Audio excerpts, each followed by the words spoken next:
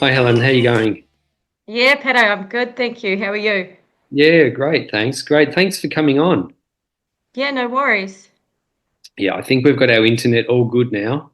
Had a little bit of Yeah, an issue at the start, but it's all good. fingers crossed. Yeah. Um, so Helen, how long have you been running for and how did you get into it?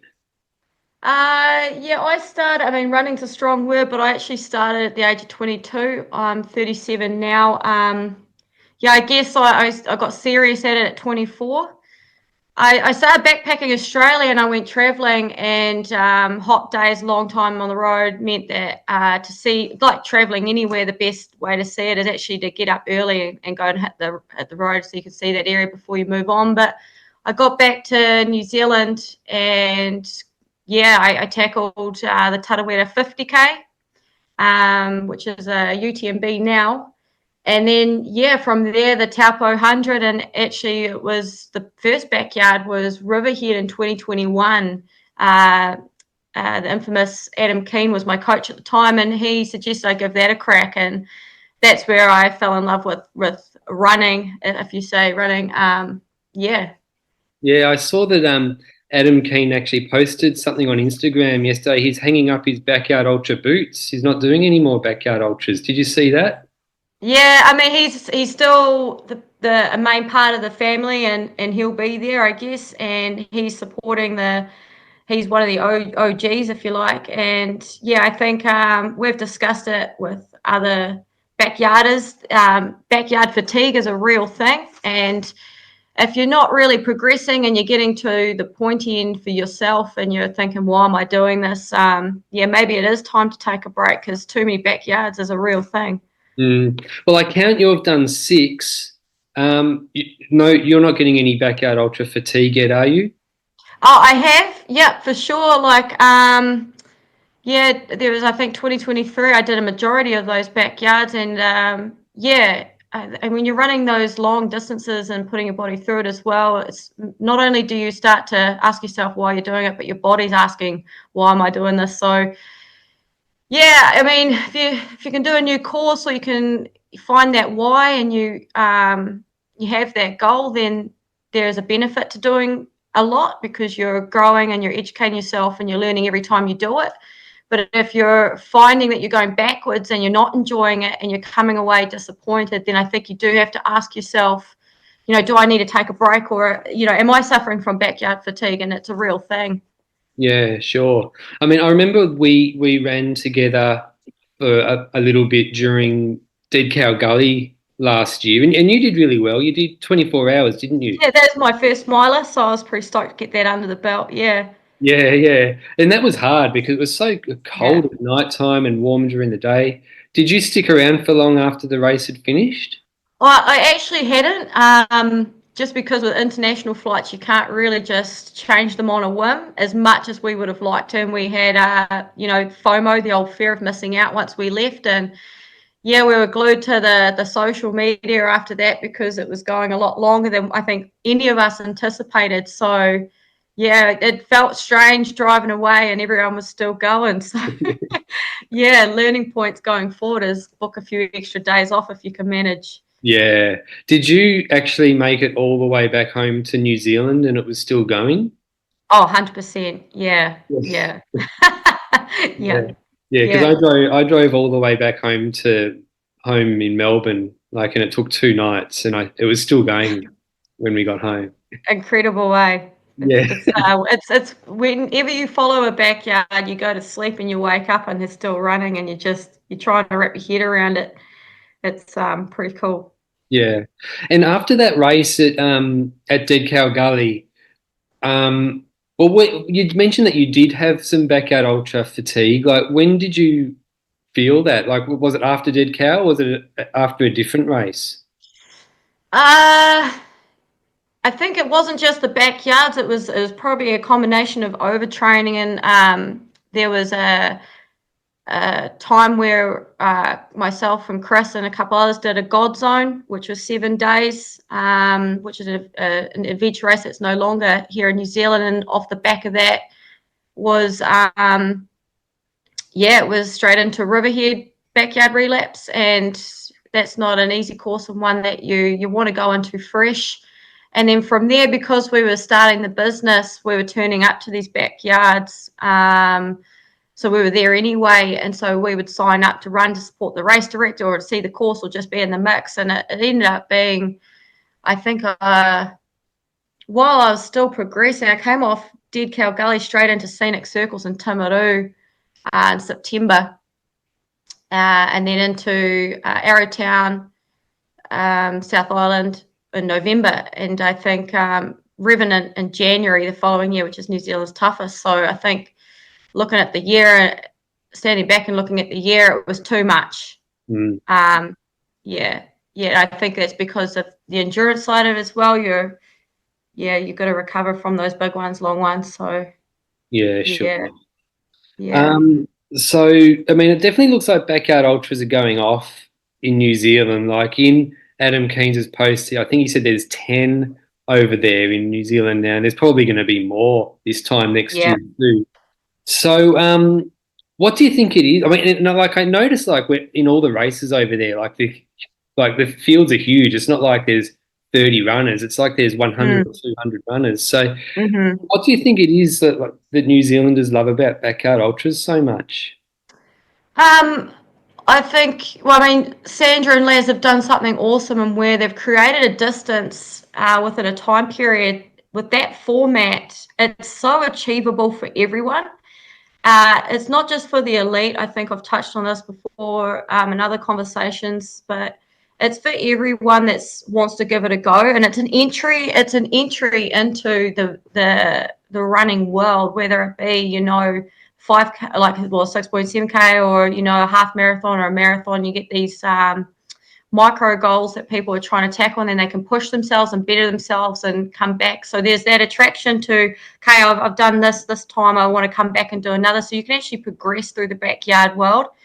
Affordability, it's probably the cheapest way to go and get yourself an ultra marathon or a run in general.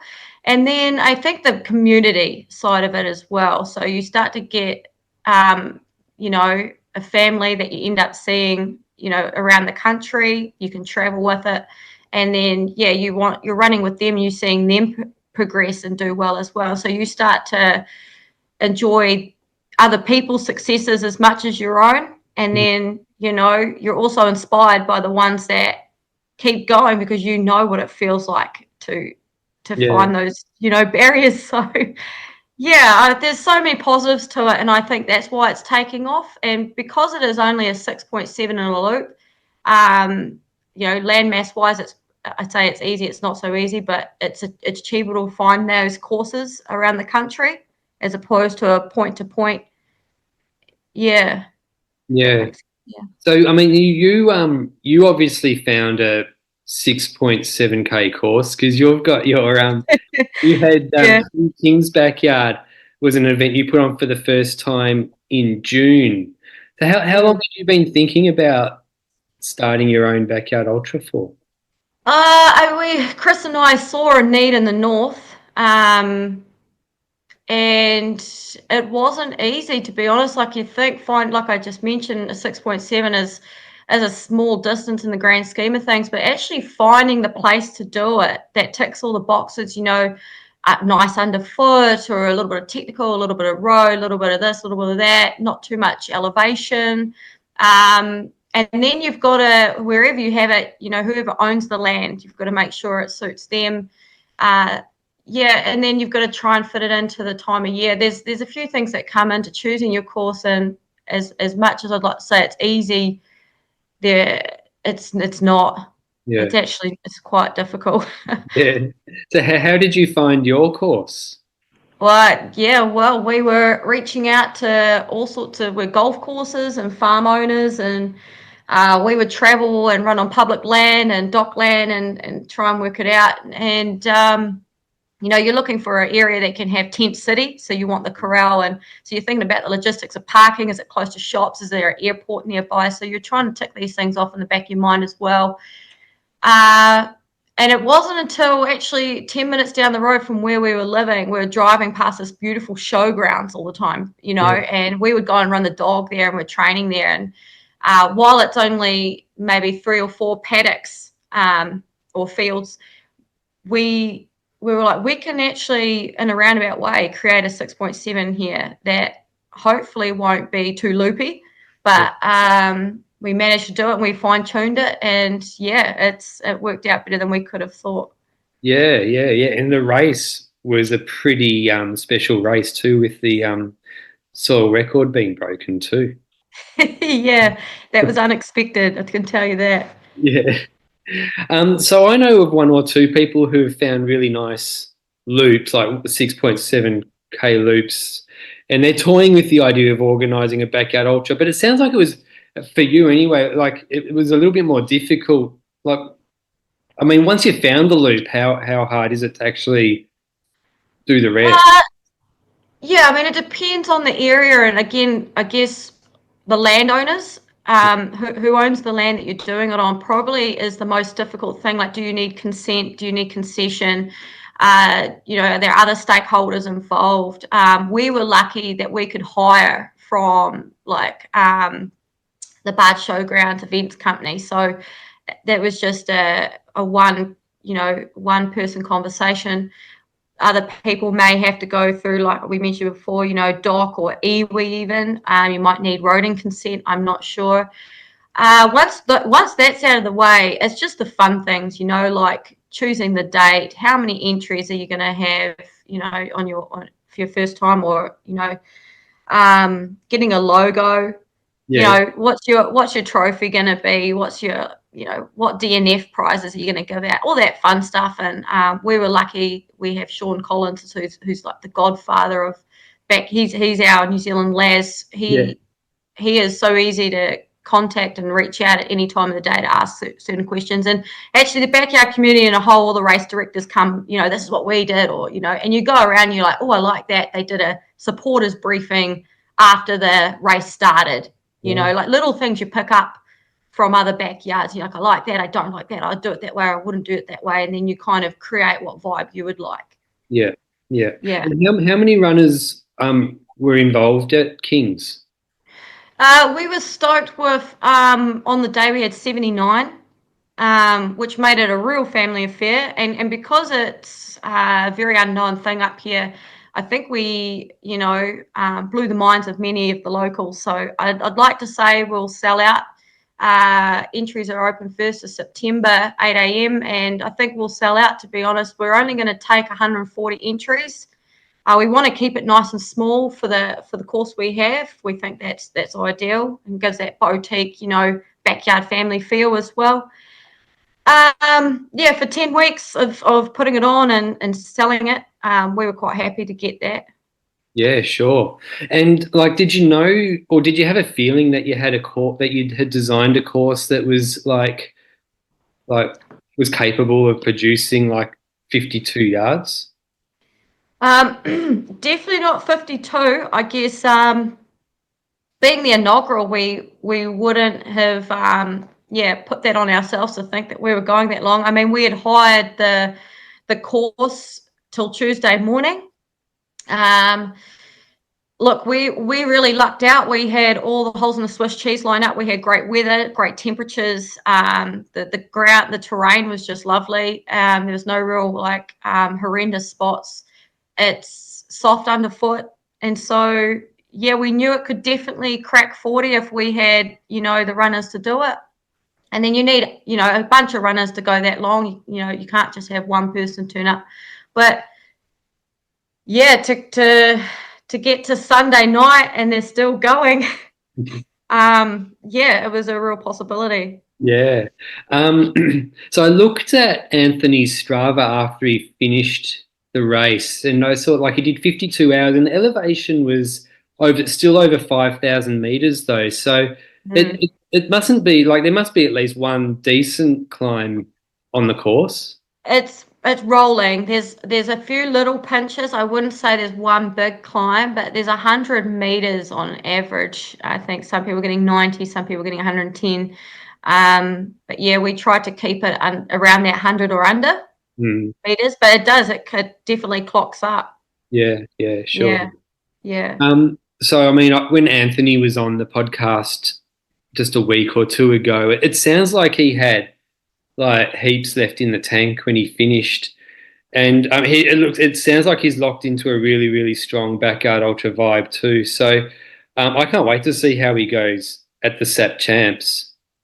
Yeah, yeah. So yeah, Anthony and Simon both looked extremely fresh. Yeah, they had everything there if they wanted to continue. And yeah, which was another exciting thing to think about is that one, if the conditions are right, it can go longer, which we have to start thinking about. But also for those two individual athletes, really neat to know that I don't want to say did it with ease, but they made it look easy and they looked like they still could go further. So it's going to be neat to see what they do somewhere else. Yeah, sure. Yeah. And I understand that you just recently you nabbed a ticket for Clint Eastwood in a couple of weeks. Yeah, yeah. I was going to try and fly under the radar a little bit with that one, but no. So yeah, Adam Keenan he's just announced he's hanging his boots up for a while, and he did have an entry into that event. And Chris actually said to me, like we should go and set up a demo tent, and we really want to hit the Aussie market with what we're doing. And so we saw it as an opportunity that presented itself. And so, yeah, I thought if I went and ran along the Aussies, I could talk about what we do and try to be memorable in some way. So, yeah, I've jumped on board with minimal training. And yeah, look, I just hope that at the end of the day, I can maybe get a personal best myself, but yeah, just meet some lovely people and have a good time at a course I've never been at. And yeah. Yeah, well, when I heard that you had entered, I was wondering is the plan to go berserk and try and make the SAP team yourself? Yeah, yeah. I mean, what do they say? You never go and strong arm yourself into choosing how many laps you're going to do, or oh hey, look, like I mentioned, if I can do a personal best, that's all you can ever hope for. I don't know. The course might present an opportunity to go longer than I thought I might be able to go. I'll be running alongside some Kiwis that are also going to be going, so that's going to be positive. And yeah, I'm actually going to be crewed by my coach, which will be a um, different to the big guy crewing me. So there might be a few things that might work in my favour. And yeah, we'll see. It is the last ditch effort for some to try Yeah, and get on the satellite team. So yeah, things might shake up and change. We'll see. yeah. Well, and your personal best is 31, right? Correct. Yeah. And that was Yeah. in Arrowtown? Yes. Yep. November Yeah. last year. Yeah. Yeah. And you mentioned other New Zealand, so you know of other New Zealanders who are flying over for it as like a last ditch attempt to make that team. Is that right? Yes. Correct. Yeah. Yeah. Yeah. Who are some of the Yeah. names who are coming over? Yeah, well, there's Fiona Hayvice, who's huge Oh in yeah. the female scene. You met her at DeadCal last year as well. Yeah. And actually, Amy from DeadCal is going to come down and crew again. So that's cool. Those connections you make. Yeah. Yeah, future friends for life or whatever you say. But no, so Fifi's going to go over. She's actually she's just announced she's creating her own backyard as a Yeah, I female saw. race director in Wellington. Yeah, Mash, I So think it was. yeah, so Yeah. we'll push that and try and grab some Aussies to sign up to that eventually. But so yeah, Fee's going, and she's definitely got it in her to crack that 40 plus. Yeah. Her previous best in backyard is 38 hours, so she's knocking on the door of getting it done, and she's done a lot of really good training. And then the flying mullet, old Carl Reed, or AKA Redo. Right. He came up and I think he did 35 or 36 hours at Kings, and he's had a good crack at Riverhead previous to that. And he's a triathlete and a very, very fit guy, and great sense of humour, and he's determined to do his best. And I believe 100% he'll get onto the team. Yeah. Yeah, so anything can happen. There might be some Kiwis that I don't know about heading over, but yeah, it's the course to do it apparently. So Yeah, well, I mean, I haven't run at Clint Eastwood, but it's known to be like very flat and runnable. yeah, I mean, the course record's 60, so um, yeah, it's definitely and Ryan Crawford's going to be there, Mm, and some other really good yeah, runners too. So, so cool. with that 31 that you did at Arrowtown, what stopped you in that race?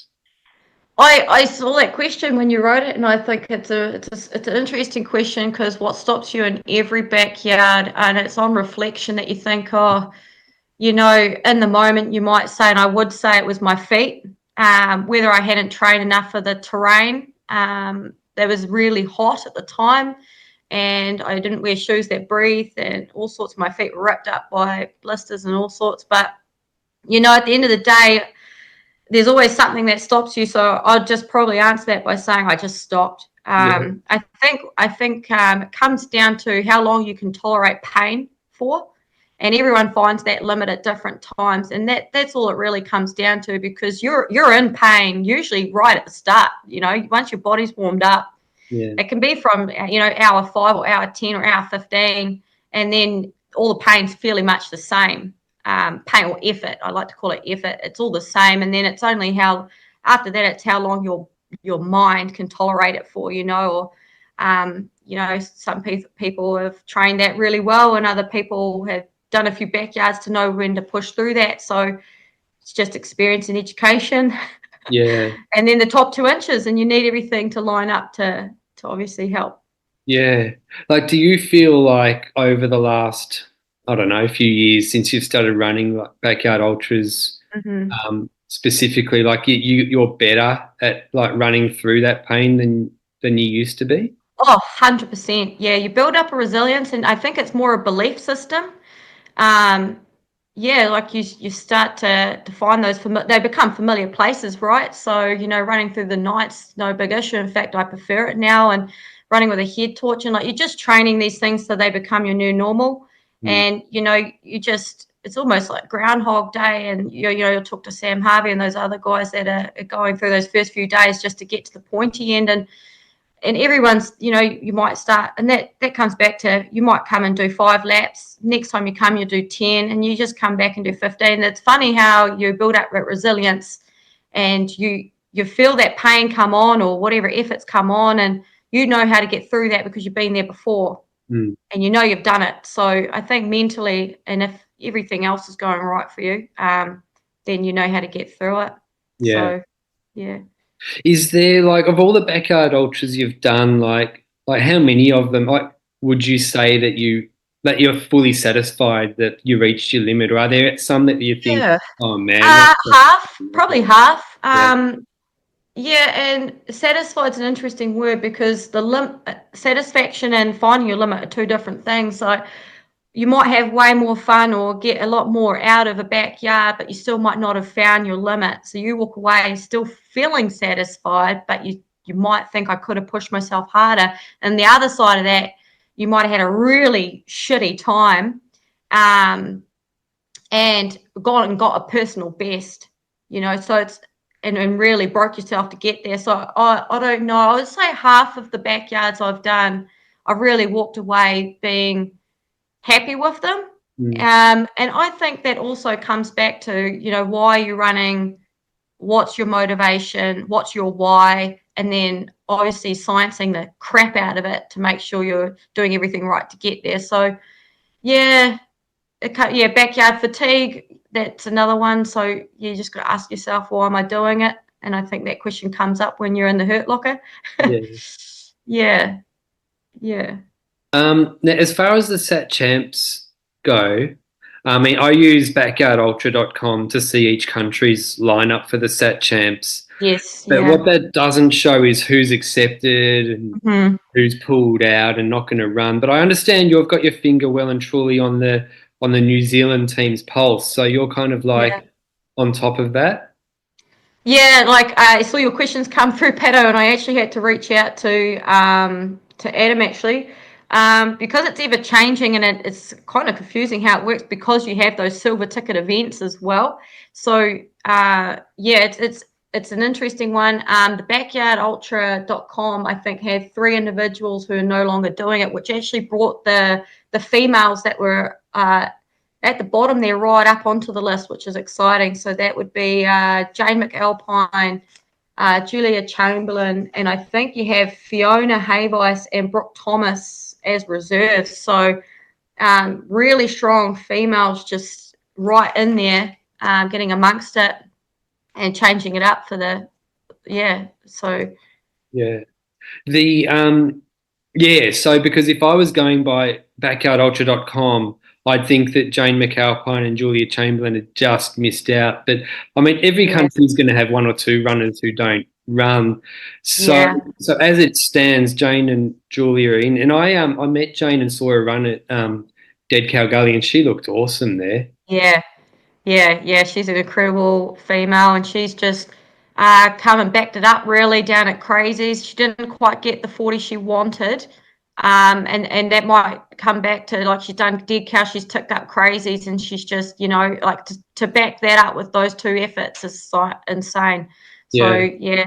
yeah, she wants it too. She wants it real bad. Yeah, yeah. She actually told me that when she'd stopped at Dead Cow Gully on 39, she thought that that was the number high enough to get her onto the team. Mm, But then she double checked and saw that she needed to do one more. So, mm-hmm. but yeah, she's Yeah. on. Yeah, I guess the things can still change though. But I mean, I was wondering also. I mean, there's a little bit of talk about if the qualifying process is fair because like there's more guys or like the prize money at Dead Cow Gully last year was for the last one standing, and whether that was a boy or girl, it didn't matter. But I was Mm. wondering, in your opinion, do you think that like males do have an advantage in backyard ultras, or do you think it's an even playing field? Initially when I thought this question um, was coming, I was quite nervous about it because it is a sensitive subject amongst a few. But it is the question that's being asked, and we shouldn't be afraid to have this conversation. What I will say is I don't really have a strong opinion about it. I mean, Laz and Chandra have created an event that is totally doable by all people, like all walks of life. And I've seen that through, and it's still in its inception too. So it's going to change, with the prize money and some small adaptations. But it's only been 5 years in New Zealand, and I think this will be our third SAT team officially. So yeah, there's a lot of learnings. I don't personally think it needs to change. I think, if anything, and this goes for all of ultra running, is more of like, how can we get more females involved or keen to do it? Because they're all capable. I think what we need to not be scared of is saying that we are different, because we are. Mm. Doesn't mean our performance is different. It just means that we might need to figure out things a little bit differently to get ourselves to perform at Yeah, that level. And that's not a bad conversation. I mean, some other people might not share that opinion, and that's cool. But there are, and it has been done, it has been seen, a lot of females going long and going longer, and it comes back to that education, sciencing the shit out of it, figuring out what works for you, and that goes the same for the dudes. And that's the beauty of the backyard, is that at that very pointy end, it's sometimes 50-50 female male, and or there are some strong females there. And just, it's a belief system, and it's an education, and it's an awareness. And yeah, personally, when it comes to the SAT team, yeah, I mean, you could have, I noticed in your questions you wrote something like, when you go to the clubs, a guy must bring in a female or something. Whoops. oh, As a yeah, suggestion. yeah, yeah. So what I was saying, like my idea, it was kind of like a joke idea, but like to even up the ratio, like for a guy to get an entry into a backyard ultra, he can only get in if he's with a girl. So make it a 50. Yeah, and hey, look, like, not to say that things won't change, it might. That will come down to Laz and Sandra if you want to have an affiliated. They've you don't go and enter any other event and try to change the rules. Yeah. So I think it's working. It's not perfect. You could, I guess, if you're thinking about making, like, getting an awareness and bringing females to the party, would be like the adventure racing scene at the moment is if you want a team, you must have one female in a group of four. Mm. And that's been huge for the sport. In God's Own, I was lucky enough to be one of those females in a team of three, like three, but four total. And that's doing wonders. There is at the moment Stephanie Grace, who owns Crazy's Midwinter Backyard, that's just been, it's probably the biggest backyard in New Zealand, based out of Christchurch, another female race director. She's actually putting on a female-only backyard. Oh, It's not it's January 18.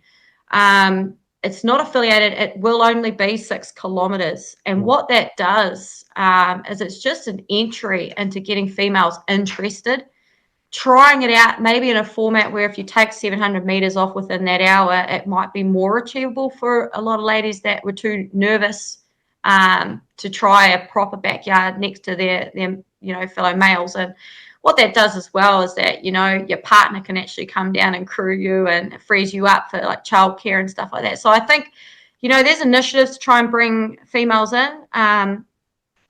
Whether or not the method of getting females onto the team changes, but there is some strong ass females getting it done out there. And it's just because it's in its inception, and I think time will tell. We probably wouldn't need to change anything, to be honest. Yeah.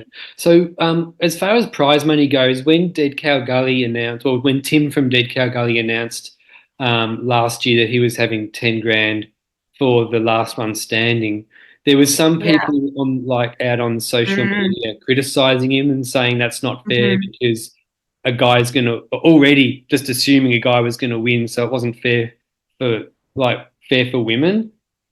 So as far as prize money, do you have an opinion? Do you reckon if someone's going to offer prize money, that's the right way to do it, or do you reckon it should be 10 grand for guys and for the last one standing if they're a guy, and 10 grand for the last girl standing? We did it where we had a last female standing, last male standing prize. But I think when it comes to cash, it's really up to the race director. I don't think it's a male-female thing at all. That's just my personal opinion. I think at the end of the day, it's an exciting feature to put up the money, and it's a really good thing as a race director to bring that in if you can, because it just makes your event more exciting and it ups the ante a little bit, which makes it even more exciting as well. We've got River Run Backyard in Central Hawke's Bay in October 26th. They're doing $500 cash for female and $500 for male, which is the only one in New Zealand putting up cash. And I think that's, like, for me personally, I'm entered in that with Chris, and that's an exciting notion that we could both try and get after that. Not to say we will, but it does kind of lift that. Also, I was just thinking, it costs a lot of money to go to these events. These athletes pour their heart and soul into training, buying the gear, buying the nutrition, buying the flights or travel, and a little bit of cash money at the end of the day. If that's something that you might get back, then that's really cool. Yeah. I don't know, cash money for both sexes. I don't know. I don't know the answer to that one. What do you think? Oh, yeah, look, I'm kind of like you. It's up to the race director. If they want to give, I'm happy with last one standing gets all the money, but I'm also happy with last female standing gets a prize and last man. The only thing I don't like about having it for last one standing for women and last one standing for men, if just say, for example, there's 4 runners left, 2 guys and 2 girls. They're all on 30 hours. They've reached the 30-hour mark, and one of the guys drops out, so there's 1 guy left. Then there's no incentive for him to keep going because he's won the cash prize. Do you know what I mean? Whereas, I see, yeah. Whereas if it's a last one standing, then it's an incentive for everyone to keep going to get that cash prize. Yeah, I mean, it definitely changes, right? It changes the method and what people will be thinking towards the end there. I guess at the end of it, it's last person standing, regardless of sex, regardless of money. So, people stop for other reasons if they've hit a personal goal or, you know, they made the SAT team. That's all they wanted. So there's so many reasons why people may stop in an event, and if there's money or a prize at the end of that, then that's their why. That's why they're running. Yeah, it's like we say, it's ever changing and it will change along the way. Yeah. It's worth just mentioning that in Iceland, the national record holders Marie, who's I think it was 54 yards she ran to break the record, and her assist was also a woman. And I was having Yeah, a look at like the ratio between men and women in Iceland, and it yeah, wasn't really that race, but it's across the board. All their races over there is 50-50 ratio. mm, Everywhere else, it's a lot more heavily weighed ratio towards men's. So yeah. I think that kind of shows that like if you do get more women involved, then they're going to start winning and pushing up those numbers as well. hmm But Yeah, I mean, yeah, Iceland, they do it differently up there. They're probably doing some sort of Wim Hof or, hot cold exposure. I don't know. Like they're a different breed, but you're right. It's more like if more females are doing it and pushing those limits, other females will see that and they'll be inspired and they'll learn from those ladies. We had Katie Wright be a last person standing at an event here, and she's been over and to Biggs and done 50 hours, and then you have Courtney DeWalter, and then there's Jenny. Is it Russo? Is that how I yeah, say? Yeah, yeah, and she's coming to Dead Cow Gully, and she's on the other side of 50, I think. So there's definitely again, it's such a young backyard is so young, and it's just getting these females in to do it, to push long, and to show it can be done.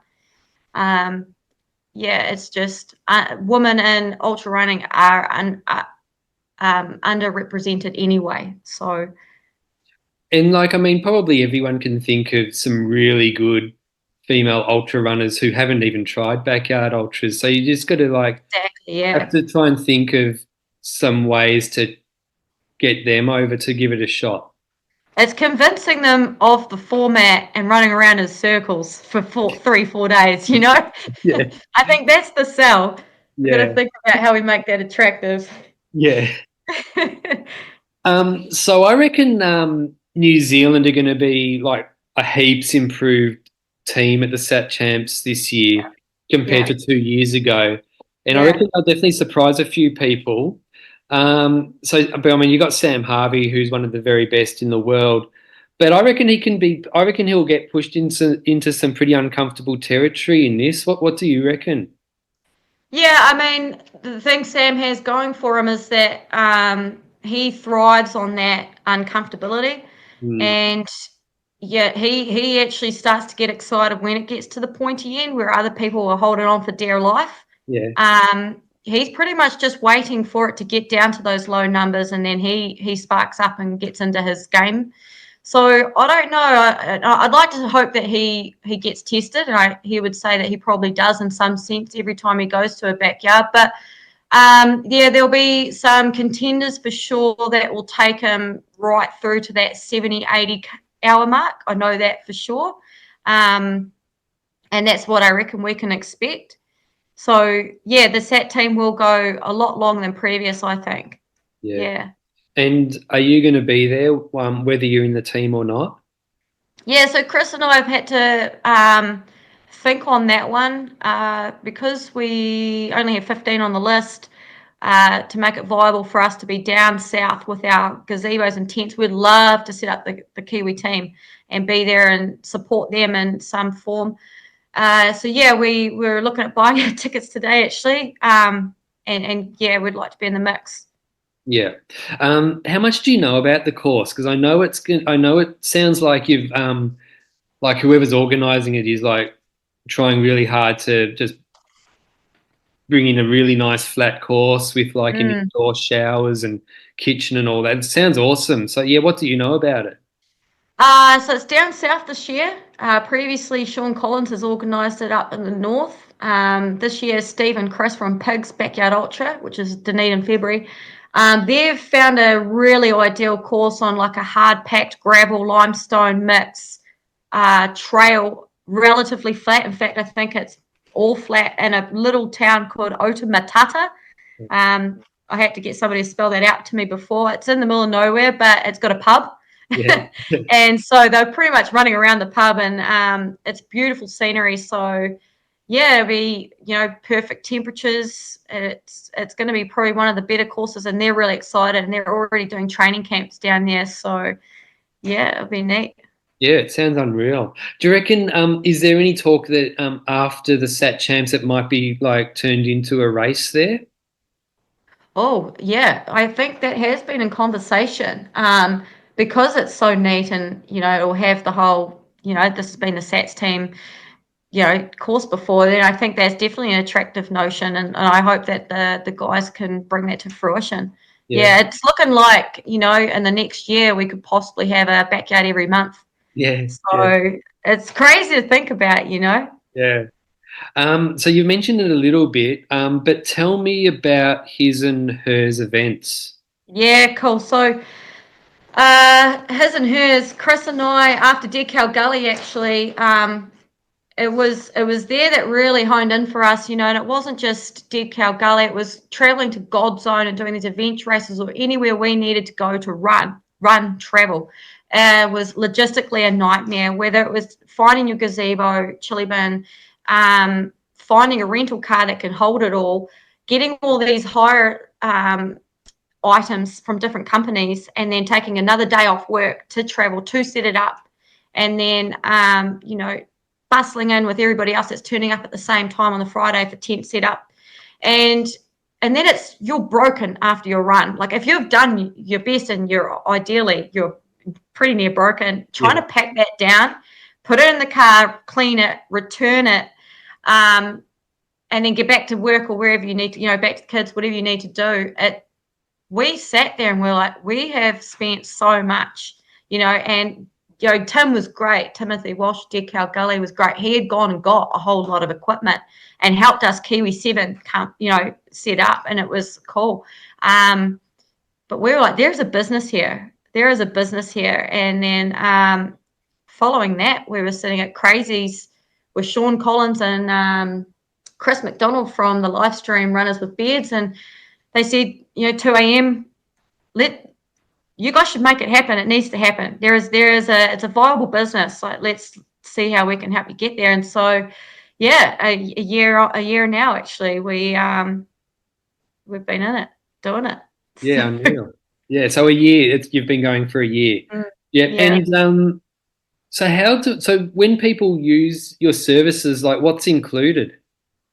Yeah, so at the moment, I mean, it's still its inception, and we're growing and changing it all the time. Yeah, so we've created a basic package for what we thought is exactly what you need for a backyard for 24 hours plus. And the basic package would look like a 3x3 gazebo, which is the allocated size for your backyard. And that comes with walls and a door, so you can have them up if it's hot, and down if you want some privacy or you're cold. And then you get the reclining chair that everybody needs when they're doing a backyard to get those legs up or have a sleep. You get that chili bin, 80-litre gear container, and you get that 24 pocket wall hanger that everyone puts their buff or their nut butter or whatever it is that you need in there, separated so it's visually seen. Then you get a 1.2 metre adjustable table. So those are the things that you would get, and then there's extras you can hire on top of that, because not everybody will run 24 hours, may not need lighting or heating, a stretcher bed or cooking equipment. The more you add on, the more expensive obviously it gets. Some people that can't afford the basic package by themselves will share a gazebo and split the costs. But yeah, ideally that's what we designed it around, and it's not just the backyards that have jumped on board. There's other 24-hour events that are like, yeah, this could work for us as well. So it's been found that it's needed, and we've had some really great feedback. Yeah, awesome. Yeah, Um, yeah. so you must be really good at like getting marquees up now and stuff like Oh that. man, we're so efficient. um, yeah, no, Chris and I, because it is just us. Like, and you come back to that backyard family. When we turn up to set up, everyone jumps in and helps us. And we couldn't have actually done. We did 20 gazebos, our biggest, and sold out at Crazies in Christchurch about a couple of weeks ago. And if it wasn't for the help of everybody else jumping in, like Chris and I were tapped, Yeah, absolutely tapped. yeah. Yeah, yeah. Um, so which races are coming up that you're offering your services for? Yeah, actually, our next one's not a backyard. It's going to be the Great Naseby Water Race, Yeah, um, and that's a 10K figure eight, and so that has all distances up to a 200 miler, and you get a buckle. So that's in the coldest place in New Zealand. So it really tests the mental fortitude and the athlete, and so we've actually had some real interest with it, and we've never been there, so we're super excited to list them now. Then we have the Blue Lake 24-hour challenge, which is nice because it does finish at 24 hours, yeah, and that's as many loops as you can do on I think it's a 5K course in Rotorua, right. Central North Island. And then, yeah, after that, it's just, well, be satellites, hopefully, and then the River Run Hawke's Bay, and then you're looking at November will be at Arrowtown, and then the year rolls on. But yeah, we pretty much attend every backyard that's affiliated in New Zealand, maybe bar one or two. If we get enough interest, we'll go. Yeah, Yeah, unreal. And is the plan to be at Dead Cow Gully next year? 100%. Yeah. So we've poured everything in it. We want to get there to Aussie. We've got the buy-in from majority of the Kiwis. There's 10 New Zealanders going, Yeah, and I think I'm the 11th. And so we know the course, we know the area. We're close to Brizzy, so we buy from a company based in Australia, so that makes it a little bit easier for us. And so we see it as a viable option to help those Kiwis out and create a package. But not only that, Tim's invited a lot of the internationals. So if we can maybe help them out as well, or even traveling Australians, mm, because anywhere you go in Aussie takes days. So yeah, yeah, I think we've got the buy-in from 7 of those 10 Kiwis, so we'll be setting them up for sure. yeah, unreal. Yeah. So like what would be the maximum number of runners you could cater for at Dead Cow Gully? At the moment, we're ideally going to do 15 to 20 setups, Yeah. because it is just Chris and I, and then trying to find a wagon to carry it all, you know. So logistically, we're trying to figure that out now. We've got a year. But yeah, who knows? Like if we can figure out maybe more. Yeah. Yeah, cool. Now I know Yeah. that Sam Harvey's going to be there. Anthony is going to be there. Who are some other New Zealanders who are going to be there at Dead Cow Gully next year?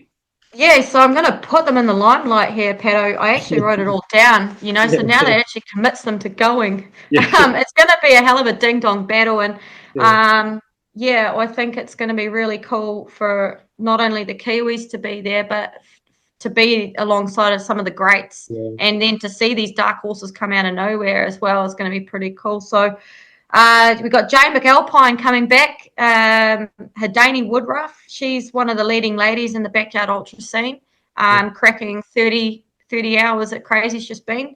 Michael Courtney and Josh Lloyd are the owners, race directors of River Run in Hawke's Bay. Adam Keane was on the list. I wonder if he'll come back for that now that he's hung up his boots. Then you've got Simon McLean and Anthony Kerr Taylor, who recently cracked that New Zealand soil record. And obviously Sam Harvey and Angus Ward, who shared a tent with me at Dead Cow Gully last year. Yeah. And then Jeremy Pelvin, who Wow. was Sam's assist and Crazy. So it's going to be pretty exciting. I'd say there might be one or two other Kiwis that jump on board in between now and then. Yeah, Yeah. sure. Yeah, because I'm pretty sure that the entry remains for anyone over 50 gets their free entry all the way up until pretty close to the event, I think. Yeah, Anyway. right. Okay. So yeah, it'll be cool if Yeah. more join. Yeah. So are you going to run, or you're not sure yet?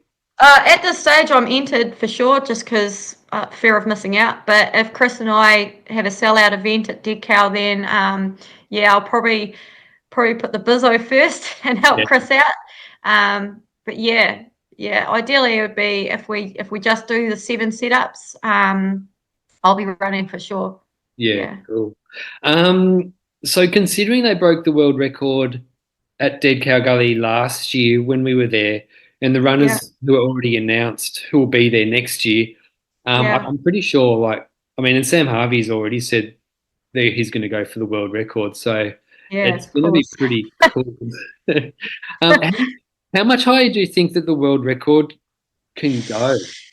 Yeah, geez, that's the ultimate question, and that's a question for all ultra running. Is when does it find its reach? It's geez, 120, 130, who knows? So what ends up giving up first? Is it the competitor or the body? Yeah, it's an interesting one. I do think the world record will be broken though.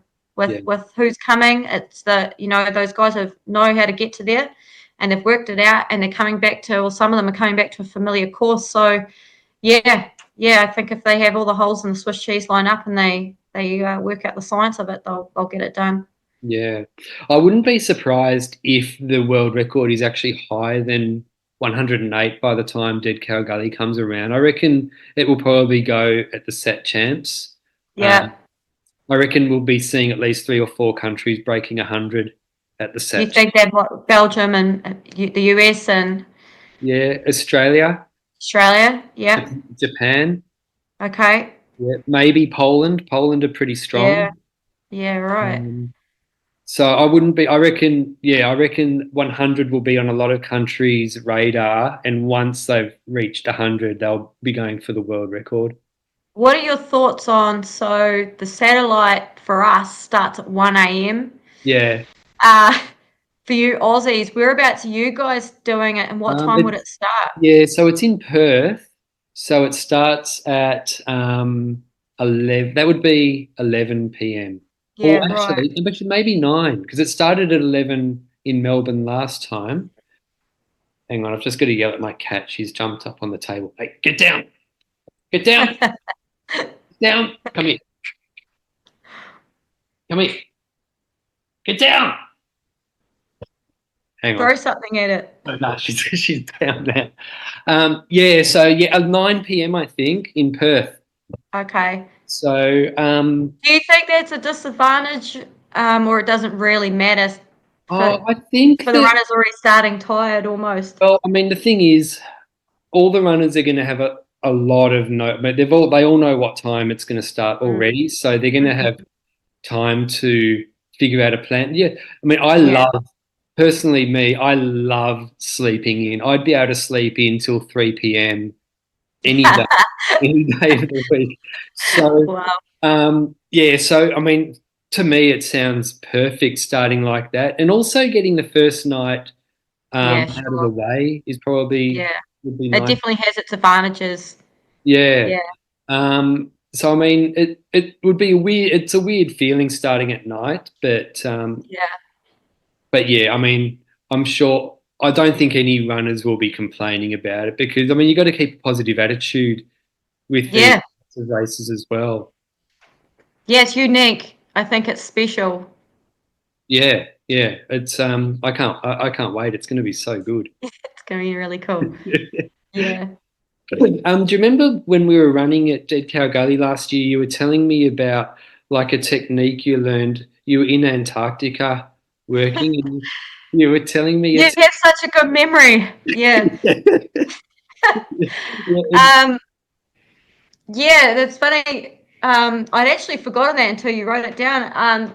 That's right. So when you're on the ice and you go through 3.5 months of darkness, your brain starts to get what they call like a brain fog, and all your cognitive starts to slow down. So they'd have you do these exercises every day to keep your right side and your left side. As long as you cross those over, then you're activating those neuro pathways to fight that melatonin release and those sorts of things. So I actually thought I'd adopt that into the backyard when you're starting to feel that brain fatigue, or you trip up and you're like, oh, I'm getting lazy, I'm not lifting my feet, or you're just doing clumsy things because you've been on your feet for so long. And so it's when you can, there's a couple ways you can do this. If you want to do it so no one knows you're doing it, you do it with your eyes, where you do a figure eight. And so by doing that, you're crossing the left and the right brain, and that's activating your brain to actually work. And then if you were to really wanting to do it, you can do it with your arms. But I think people on the course might think that you're losing the plot. They're hallucinating. Get them off. No. Yeah. So no, that's funny you say that. And I rate it. I think well, maybe it's placebo. I don't know, but yeah. There's lots of little hacks that you might want to adopt. Yeah. And so do you do it like while you're running, or do you do it in between loops, or can you do it either? Anytime you're like, oh, I'm feeling lethargic, or my brain's not really working, I'm not really thinking, or I'm feeling slow.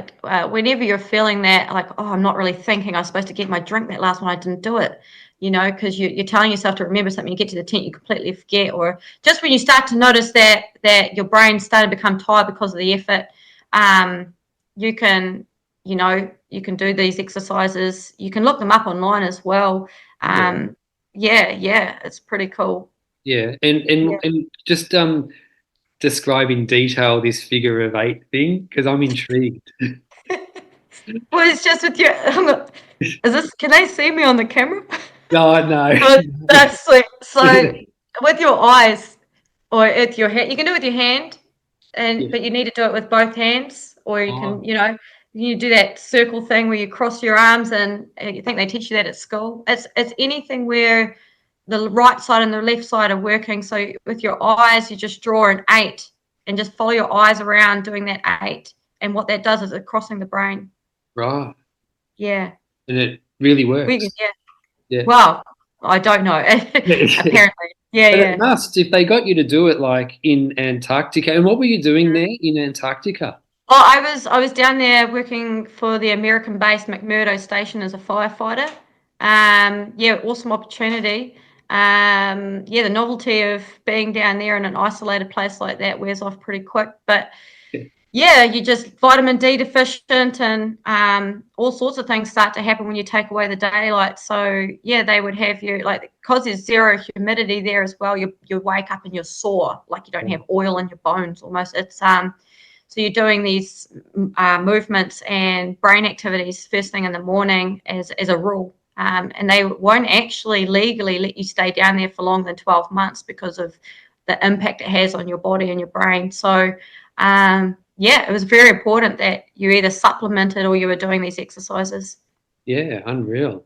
And like, what type of things were you doing? Like, did you actually have to fight fires there, or were you just there in case a fire happened? So firefighting is a strong word for what you do down there, but you're doing everything really. So you're doing it so the aircrafts can land. So for any plane on any airfield anywhere that lands needs to have a certain amount of firefighters, aircraft firefighting. And then on top of that, you're pretty much running the town as well. So you're the safety, you're doing all the building safety stuff. You're doing the communications, so dispatch for everything. So movements of vehicles out onto the ice and all sorts were coming back. So you're accounting for all the movements.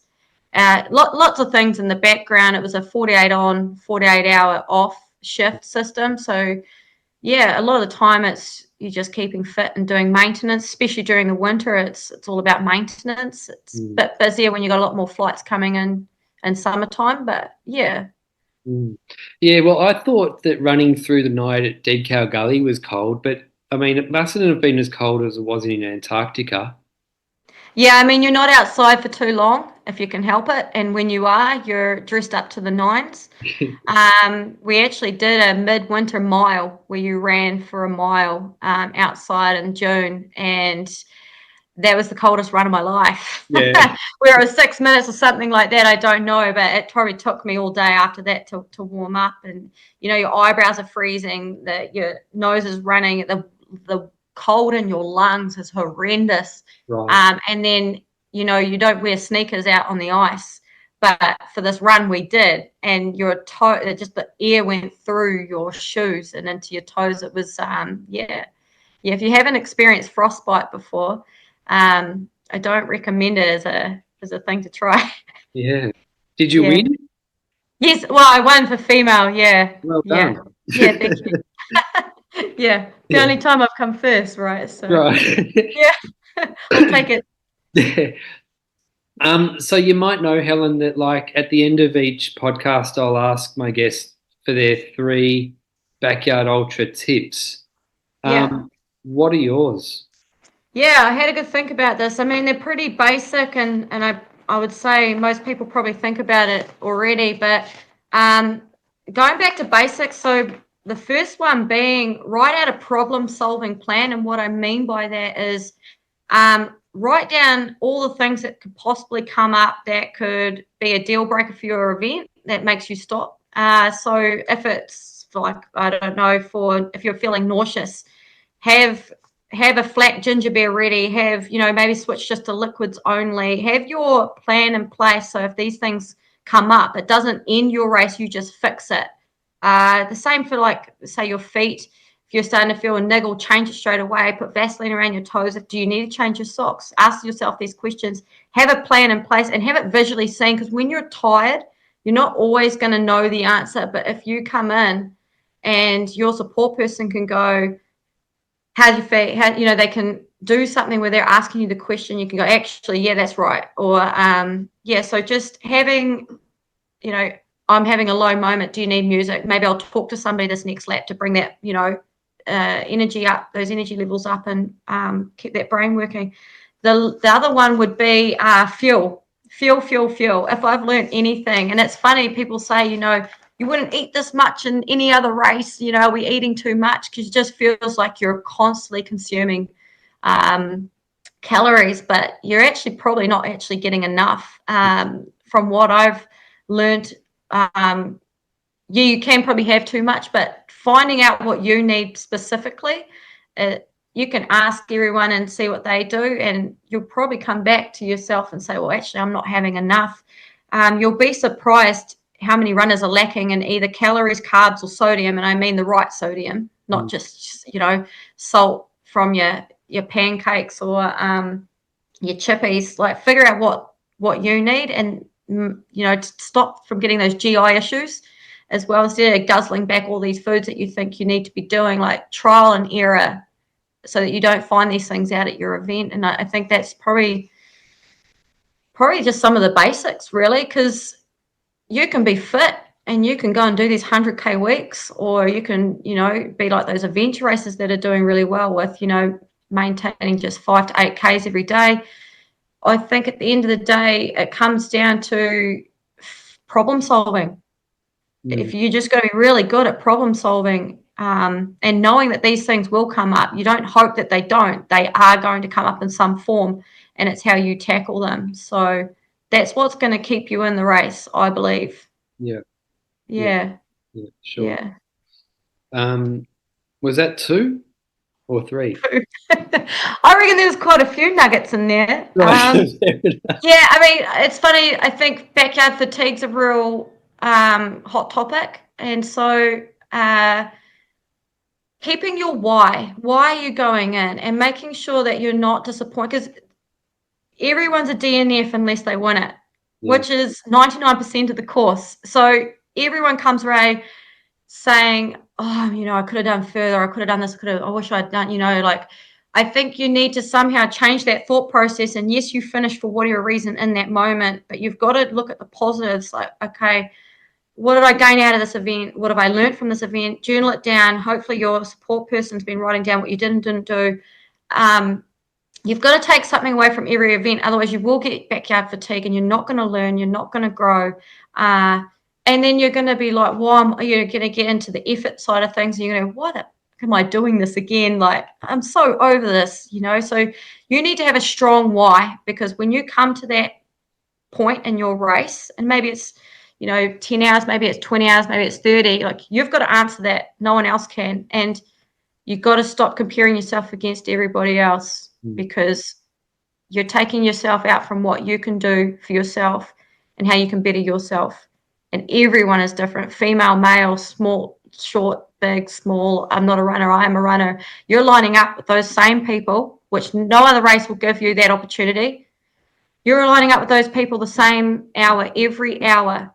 Talk to them, get to know them, learn some tips and tricks. Like, how did you get that far? What did you do for this? Like, it's really, really cool.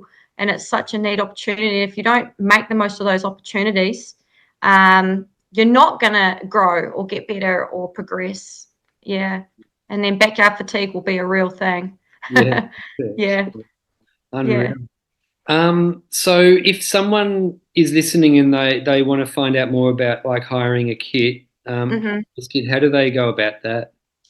Yeah, so hey, look, thank you so much for coming on. Let me come on because it's very timely with Clint Eastwood coming up. Like, I'll have a demo tent there. Ideally, it's going to be set up like a package from his and hers. So I invite anyone that's coming to Clint Eastwood in the Aussie realm to come down and say hello. Whether it's out on the course, ask me questions, or come and see the tent. And yeah, because we'd like to be at Clint Eastwood next year as well. And whatever other backyards in the Queensland district to start off with.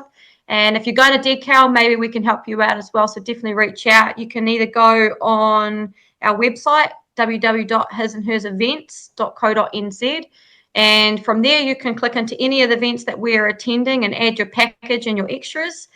You can email us at info@hisandhersenduranckits.co.nz. It's a bit of a mouthful. Or just, get us through our social handles, whether it's the Instagram or the Facebook page. Like, we're really easy to get in touch with. Yeah. Yeah, unreal. Yeah. Okay, cool. Well, all the best at Clint Eastwood. I'm definitely Thank you going to so be much, following Pedro. along. Yeah. Yeah. And thanks for coming along to the podcast. I'm really looking forward to catching up at Dead Cow. I'll be at Dead Cow next year. I'm not going to be running, but I'm going to be doing Okay. the live stream. Yeah, that live stream's epic. Yeah. Yes, Cool. I had a lot of fun doing it Yeah. there last time. It was a lot It's of addictive. Everyone just keeps it on the telly, and 10 minutes to the hour it comes, yeah, straight to the telly, and I guess your viewing goes spikes yeah, it in does. there. Yeah, cool. No, I look forward to seeing you at Dead Cow, man. Yeah, unreal. Well, look, enjoy the rest of your day. I'll hit stop on the recording and yeah, but yeah, all the best at Clint and yeah, we'll keep in touch. Thank you very much. Thanks, Pato. I'll see ya. See you, mate. If you've enjoyed this podcast, it would be awesome if you could share, comment, like, subscribe, all of that. If you've got any feedback, shoot me a message. Hope you have a great day. See ya.